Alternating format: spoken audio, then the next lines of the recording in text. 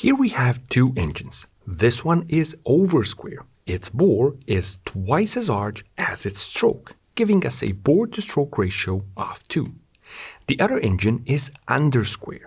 Its stroke is twice as large as its bore. This gives us a bore-to-stroke ratio of 0.5. And in today's video, we'll answer the question of which one of these two engines makes more torque and why. And because power is essentially torque times RPM, we'll also answer the question of which one of these makes more power. And then we'll take our lessons learned and apply them on real-life engine examples to see whether theory and practice match up. Now, simple physics tells us that these two engines make the same torque. Why? Because torque is simply force applied at a leverage. If we imagine a wrench and a hand pushing on that wrench, force is the force or the strength with which we push onto that wrench with our hand. The leverage is the length of the wrench. So torque at the bolt will be the same if I push with half the strength on twice the wrench length, and if I push with double the strength on half the wrench length. If we transfer this over to our engines, we will see that our bore becomes our force with which we push on the wrench, and our stroke is the length of the wrench. So again, with this logic in mind, these two engines make the same torque? No, they do not. And here's something that is almost always overlooked when talking about bore, stroke, power, and torque, and that is that an increase in stroke is a guaranteed increase in torque. And that's because the connection between the piston, the rod, and the crankshaft is a fixed, constant mechanical connection. But an increase in bore is not a guaranteed increase in torque. Double the bore does not necessarily double the force acting on the piston, and that is because the force depends on a variable, and that variable is combustion. And combustion constantly changes with engine RPM and load, and it also changes with engine anatomy, especially on the intake side of the engine. So doubling the bore essentially becomes a open-ended proposition in terms of torque and power.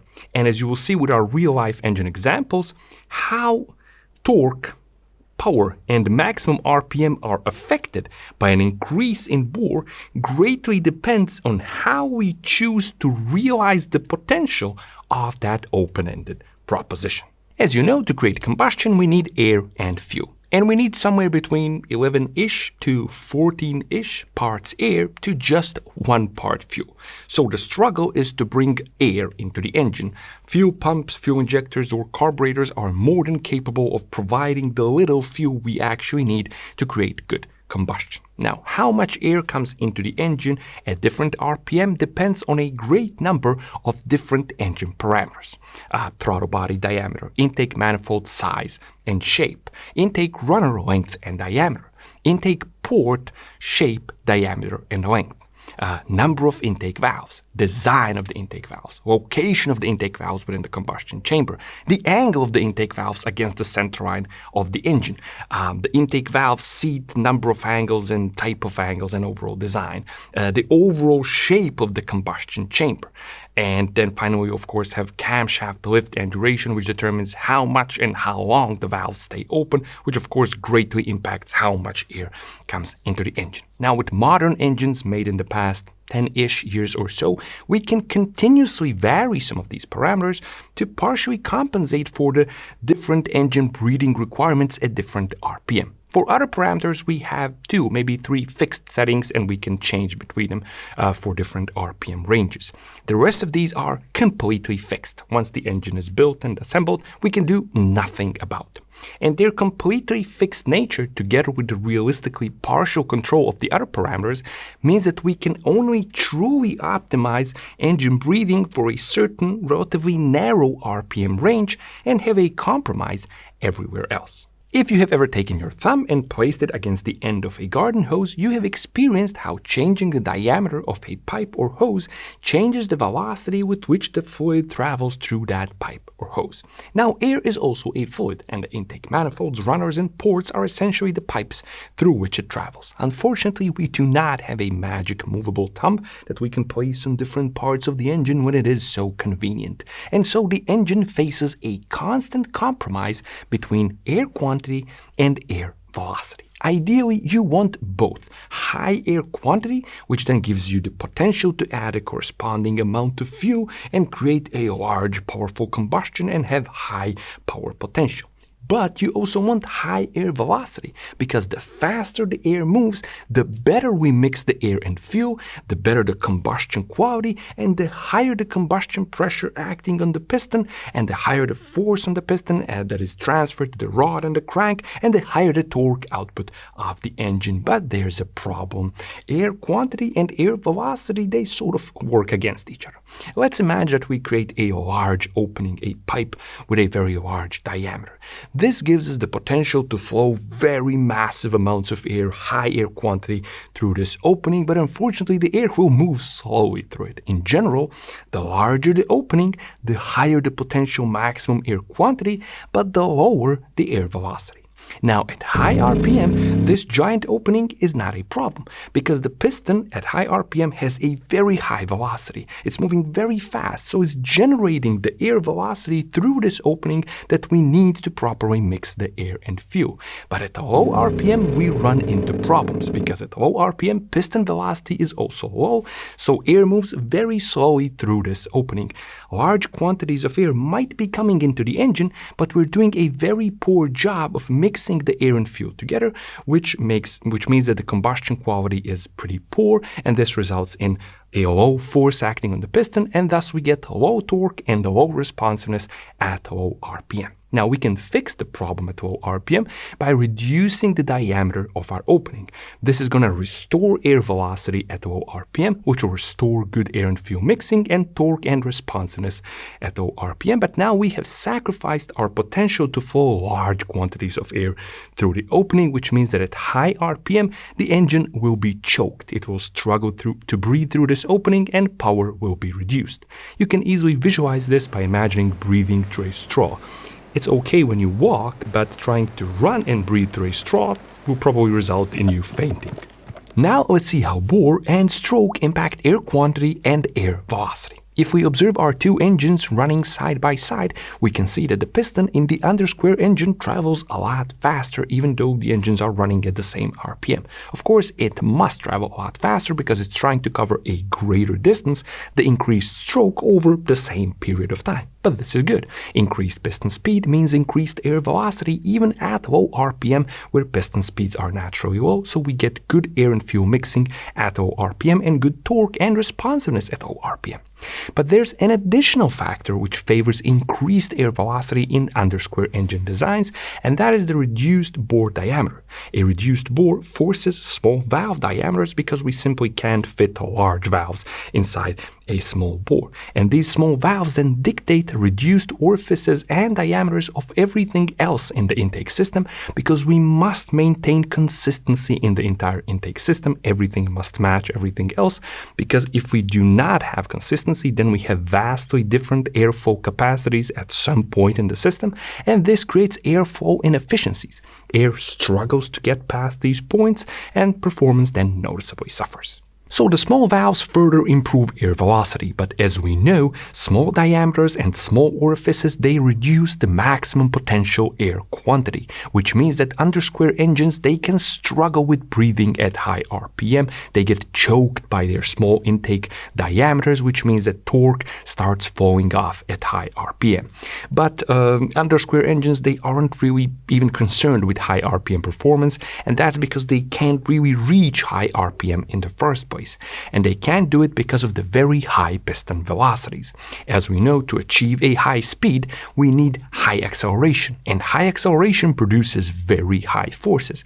So the piston in an undersquare engine at high RPM can produce forces that are so high that they can actually damage the engine.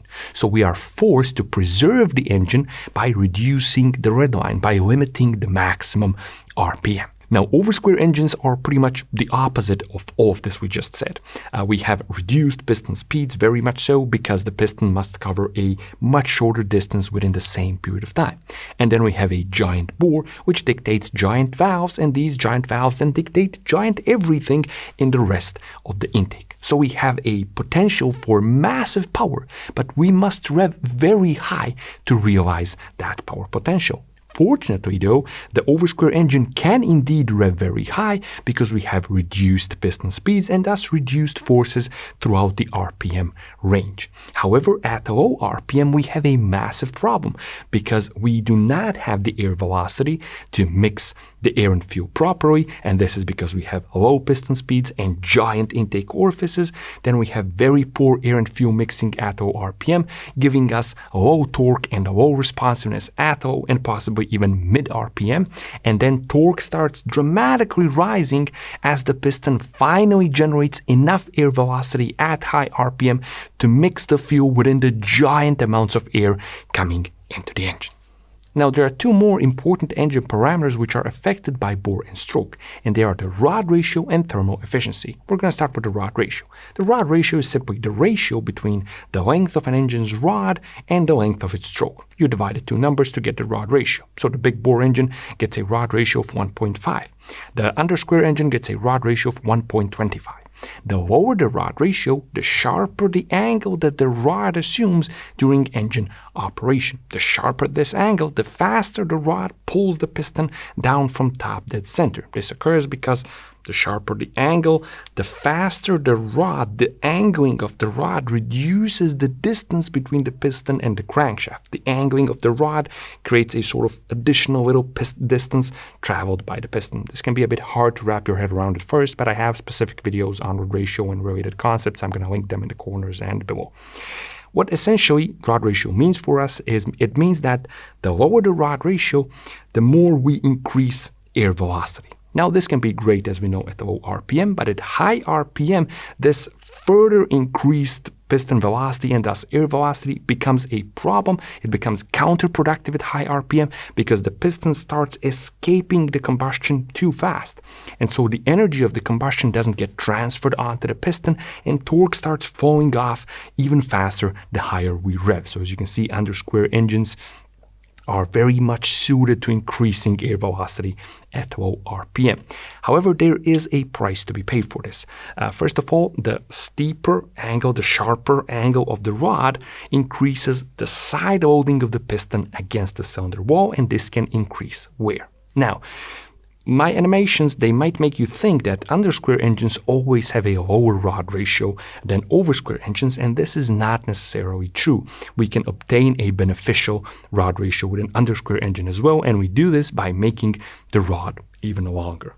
But as you can see, there's a problem because an engine which has a small bore and a long stroke needs a very long rod in the first place. And making that rod even longer, first of all, somewhat makes the rod weaker, but it also makes a engine physically much larger. And as we can see, undersquare engines are already physically very large. They're much larger than an equivalent displacement oversquare engine. And this is one of the reasons why we don't really see undersquare engines in motorcycles, for example, outside of cruiser bikes, where space isn't as much of a premium as with other types of bikes. But what might be misleading is to think that because of this higher rod ratio, the piston in the oversquare engine experiences less wear.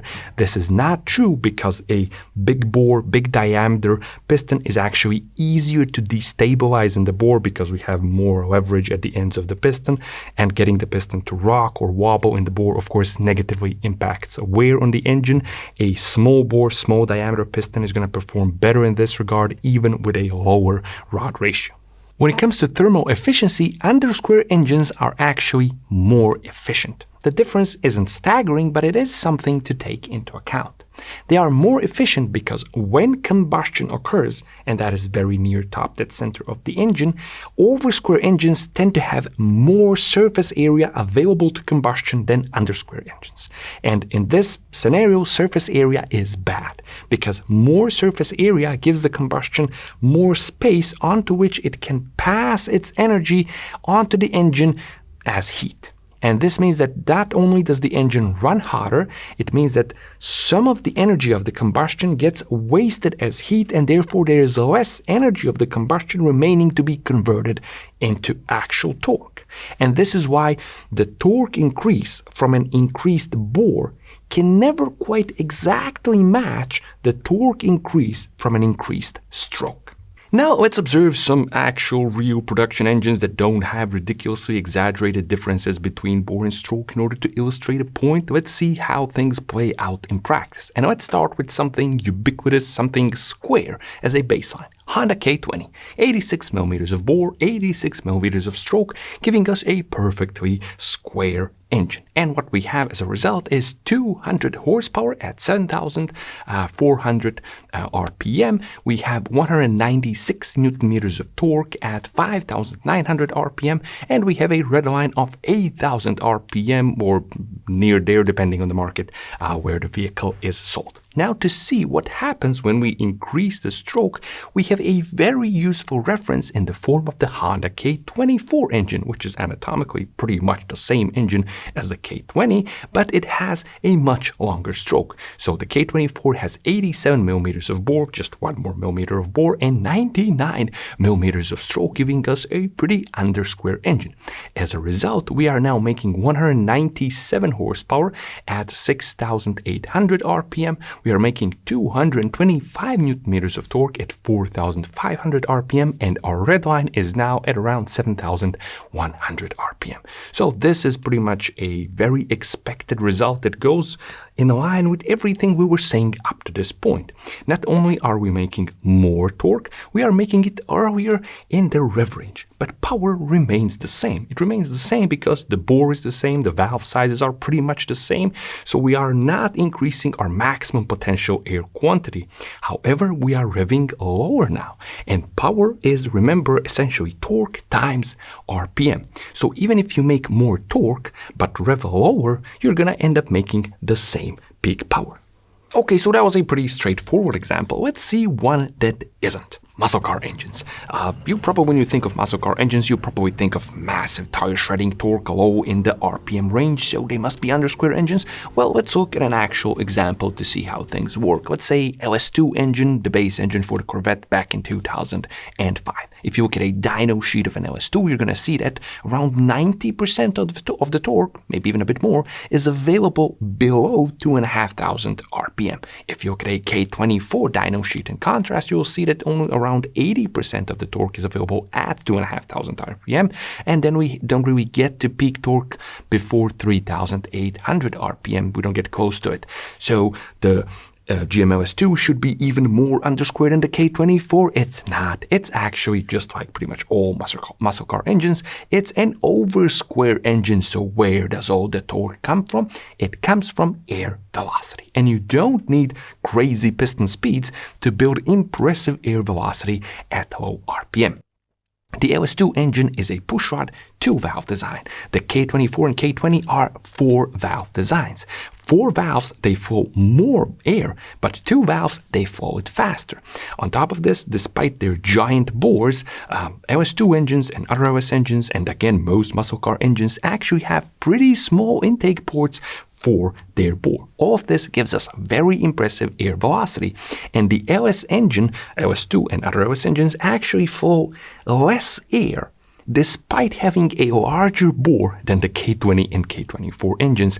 Peak airflow in a typical LS cylinder head is going to be around 250 cubic feet of air per minute, whereas a K20 and K24 are usually going to manage around 290 cubic feet of air per minute of peak airflow with their cylinder heads. But we must not forget that the LS2 is still an oversquare engine, so its tire shredding peak torque of 542 newton meters still occurs at a relatively high 4,400 RPM. We have 400 peak horsepower at 6,000 RPM, which is just 500 RPM shy of the relatively healthy 6.5K redline. So from an engineering perspective, the LS2, the other LS engines, and most other muscle car engines are actually an attempt at a compromise. Although when you see and hear them and experience them, they definitely don't seem that way.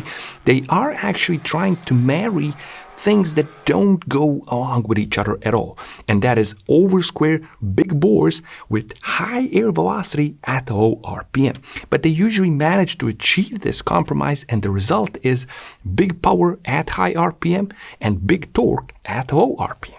But if you don't want to compromise and if you put all your skill points in oversquare, lots of air quantity, revving high, then you can build a different V8 indeed. Case in point, the S65 V8 from BMW introduced in the M3, I believe just 2 years after the LS2 in the Corvette. It's an even more oversquare design with 92 millimeters of bore and 75.2 millimeters of stroke. This very short stroke, coupled with the fact that we have 4 valves per cylinder, overhead cams, and a very lightweight rotating assembly, means that the S65 manages to rev to 8,400 RPM. 2,000 additional rotations means that it can make 20 horsepower more with 2,000 cc less than the LS2. The 4-liter S65 makes 420 horsepower at 8,300 RPM, and it makes 400 Nm of torque at 3,900 RPM. So by sacrificing air velocity at low RPM, we gained a higher RPM and we gained more power up top. But despite its very oversquare design, the S65 still manages a very impressive torque curve. And although it has less overall torque low down in the RPM compared to the LS2, it still manages a peak torque at a lower RPM than the LS2. How? Well, due to its anatomy of overhead cams, it has variable valve timing on both intake and exhaust valves, and this allows it to preserve some air velocity even in the lower RPM range where piston speeds are very low. The LS2 engine simply cannot do this due to the sheer anatomy of its single cam and block design. So the S65 makes the LS2 look primitive because it makes 20 horsepower more with a K20 tied behind its back. Well, yes, but not quite. There's a bigger picture to be seen here. First of all, despite the very different torque, RPM, and power, these two engines actually manage the same 0 to 60 times in their respective vehicles. And if a person could drive a car blindfolded without knowing what they're driving, they would probably feel that the LS2 is actually faster because all that torque low down makes the engine feel very fast and very responsive in almost all driving conditions. Now, on the track, the BMW might actually be marginally faster on most tracks in the hands of a very capable driver. Of course, weight distribution, suspension plays a part here as well. But the key thing is that the experienced driver can make use of the stratospheric red line and keep the engine in its happy place and preserve momentum, whereas the average driver, by sheer statistics, makes more mistakes, and an engine with a lot of torque everywhere is more forgiving towards mistakes. For example, you're in the wrong gear, not a problem, just mash the throttle. There's torque in any gear, anywhere. You press the brake pedal too hard, slow down too much, no problem. Here's all this torque low down to help you recover speed quickly. And we must also not forget that the LS2 is a more simple and thus a more reliable, usually a less expensive, and definitely a more compact engine than the BMW. What I'm trying to say is that we should be seeing these engines for what they are and not for what they aren't. Speaking of muscle car engines, here's something really interesting. The engines which are most similar to muscle car engines in terms of bore, stroke, power, torque, and redline are not found in the automotive world. They are found in motorcycles, more specifically dirt bikes and dual sport bikes. Here's an example, Kawasaki KLR 650. As you can see, oversquare engine, but we have a lot of torque already available at 2,500 RPM, but peak torque again is a bit higher at 4,700 RPM, and we have a pretty low redline for a motorcycle because it doesn't make sense to rev much higher. The engine gets choked, power and torque fall off. In fact, the overall shape of the power and torque curve, the location of peak torque and peak power, and the redline are nearly identical to that of the LS2 engine. But if you want stupid torque, stupidly low, that's when you go undersquare with a motorcycle engine. Probably the most famous example, Harley Davidson. We have massive torque, but now it's absurdly low in the rev range. It peaks at 2,500 RPM, but we also have very high piston speeds, so we must limit the RPM, and the result is a redline that is lower not just than most other bikes, it's lower than most other cars. But here's now something to confuse you. Here's the BMW R18. It manages pretty much the same shapes and peak numbers as the Harley Davidson, but the engine is oversquare. Huh? What am I even trying to say? I'm trying to say that yes, bore and stroke are important. Yes, they play an important role in determining various aspects of the engine, but they are still, at the end of the day, just two puzzle pieces in a giant overall puzzle of engine performance. Trying to guess how an engine will perform and behave based on bore and stroke alone is never a good idea. If you want to make educated guesses about engine character and performance, you have to know bore and stroke and as much of the other aspects of it as possible, because as we have seen, other stuff play just as important of a role. Air quantity, air velocity, just as important, if not more important than bore and stroke. So yeah, I hope that makes a more comprehensive picture of how bore and stroke fit into the overall map of engine dynamics. As always, thanks a lot for watching. I'll be seeing you soon with more fun and useful stuff on the D4A channel.